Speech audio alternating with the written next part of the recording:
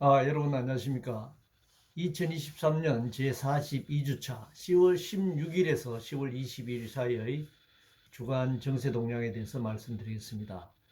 먼저 정치 분야입니다. 책임지지 않는 대통령과 정부 여당, 유체 이탈 화법과 은행 불일치를 보여주고 있습니다. 국정 운영의 청사진도 없고 컨트롤 타워도 없는 정권입니다. 그저 권력 노릇만 하고 있는 모습으로 비춰지고 있습니다. 이재명 대표의 사법 리스크가 여전히 존재하는 더불어민주당입니다. 정당과 정치 개혁은 물론 민생을 위한 국회 다수당인 야당의 역할을 제대로 하고 있는지 의심스럽습니다. 여야 거대 정당은 각각 30% 콘크리트 지지로 유지되고 있습니다. 그 둘이 합쳐 60%만 권력을 독점하고 있는 그런 상황입니다.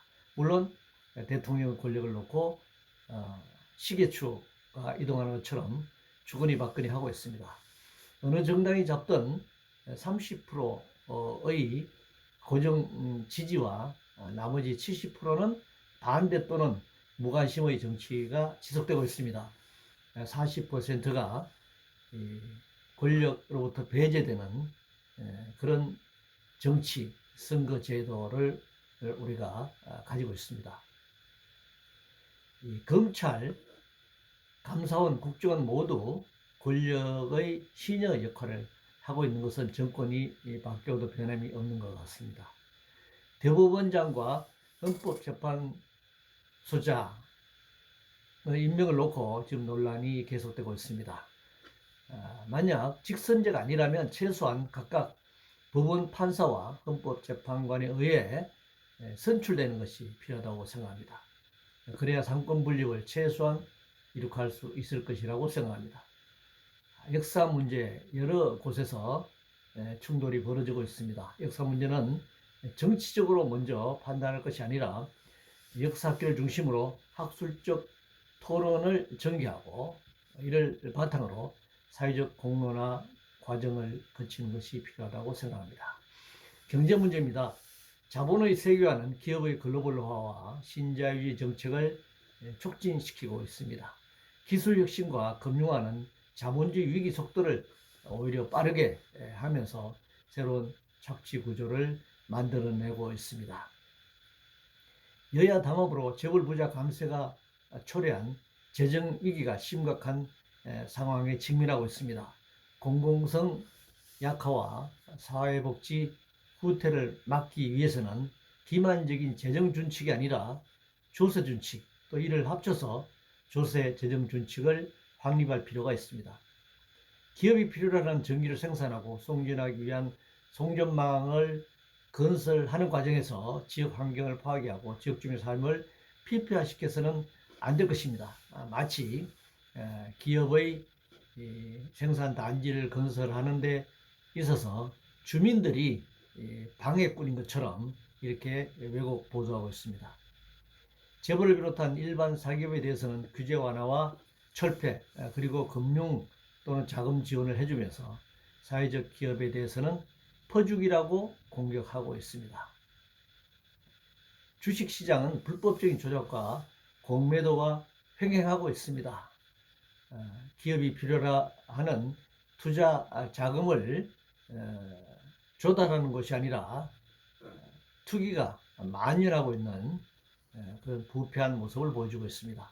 금융감독기관 출신들이 피감기관인 은행의 낙하산으로 자리 잡고 있는 현실도 역시 금융과 그리고 관치의 부패 고리를 끊지 못하는 근본적인 원인이라고 생각합니다. 부채경제, 부채공화국, 고물가에 시달리는 서민 경제가 나락으로 떨어지고 있습니다. 빚잔치의 끝은 파산일 수밖에 없습니다. 중국에 밀렸던 조선업이 호황인데 반해서 중국의 전기차 공세가 굉장합니다. 물론 한국뿐만 아니라 전 세계적으로 중국산 전기차가 굉장히 판매를 앞두고 있습니다. 한국의 이 방산업 세계 수출, 방위산업 세계 수출이 파리에 달합니다. 이것은 한편으로는 제국주의 전쟁에 참여한 꼴이 되고 살상과 파괴에 기여하는 것이 되고 있습니다. 사회 문제입니다. 수능 위주 대입 제도에서 벗어나지 못하는 교육정책이 계속 헛바퀴 잡음을 내면서 맴돌고 있습니다. 교육 이념의 근본으로 돌아가야 합니다. 어떻게 우리가 뭐 홍익 이념이라고도 하는데 현대적인 의미로서 헌법에 기초하더라도 존엄과 가치, 인권, 행복 그리고 공동체의 구성원으로서의 보편적 인류의 보편적 가치, 인간의 보편적 가치를 배우는 그런 시민 교육으로서의 근본 이념으로 돌아가야 할 때입니다. 교사를 정원하고 학교 내 차별을 철폐하며 대학 등록금을 포함해서 무상교육을 확대해 나가야 할 것입니다. 주택을 투기 시장에 맡겨둔 채 전세 사기에 대해서 처벌 양형을 논하는 것은 말도 되지 않는 일입니다. 주택의 공공성에 입각해서 주택 1가구 1주택이라고 하는 원칙하에 국가 책임제도를 분명히 할 때입니다. 의사 양성의 국가 책임제를 전제로 의사 사관학교를 통해 필요한 진료과를 통한 의사를 배출하고 지역으로 발령내는 공공 의료 개혁을 우선시하는 그런 전제하에서 의사 정원을 해야 한다고 생각합니다. 부속 대학병을 가지고 있는 그런 대학에 의사를 몇 명 정원해 주느냐 이런 문제로 의사 정원 문제를 종결돼서는 안 될 것입니다. 연금보험료를 올리고 수급 연령을 뒤로 늦추는 것이 연금 개혁이다 이렇게 주장하고 있는데 이것은 허구적인 주장입니다. 정부가 국민연금을 복지 정책의 일환이라고 생각한다면 연금 개혁에 있어서 가장 기본이 되는 정부의 재정 지원에 있다는 사실을 망각해서는 안 될 것입니다. 언론의 자유가 보장되어야 가짜 뉴스를 대출시킬 수 있을 것입니다. 언론과 표현의 자유를 인정하지 않으면서 가짜 뉴스를 대출시키는 것이야말로 전체주의적 발상이라고 할 수 있습니다.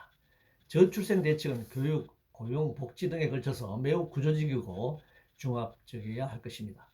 메달과 순위로 평가되고 돈과 정치에 오염된 스포츠에서 벗어나야 합니다. 문화재 보호와 함께 문화 교류도 활발하게 할 수 있는 제도 장치가 마련되어야 합니다. 노동부자입니다. 자신의 일자리를 빼앗고 생계를 파괴하는데도 파업 등으로 정하지 않는 노동자라면 그것은 노예일 뿐입니다. 서울지하철 노동자들이 파업을 예고하니까 또 파업이냐 이렇게 난리를 치는데 2,000명 이상을 직장에서 내쫓겠다고 하는데 파업하지 않을 노동자가 어디 있겠습니까?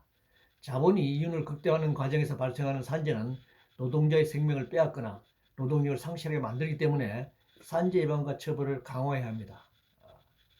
자본의 이윤보다 인간의 생명이 우선이라고 하는 사실을 분명히 할 때입니다.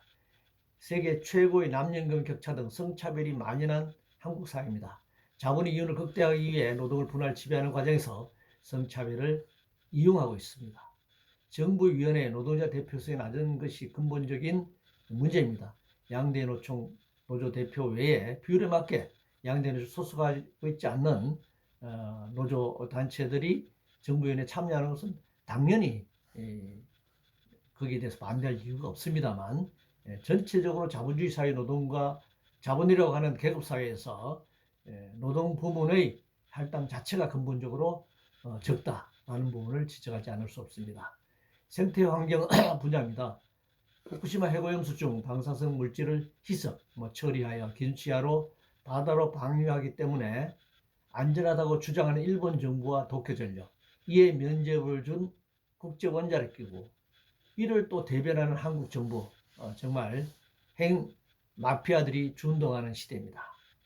국제 분야입니다. 현재의 중동 전쟁은 이스라엘이 미국과 서방 제국주의 지원으로 유엔이 결의한 팔레스타인 국가를 인정하지 않고 사람들 내쫓고 그야말로 감옥에 가두는 것처럼 봉쇄하고 억압하고 타락한 결과라고 생각합니다. 모든 현상에는 원인이 있는 것이고 그 원인 제공자는 바로 이스라엘과 서방 제국주의라고 하는 사실을 잊어서는 안 될 것입니다.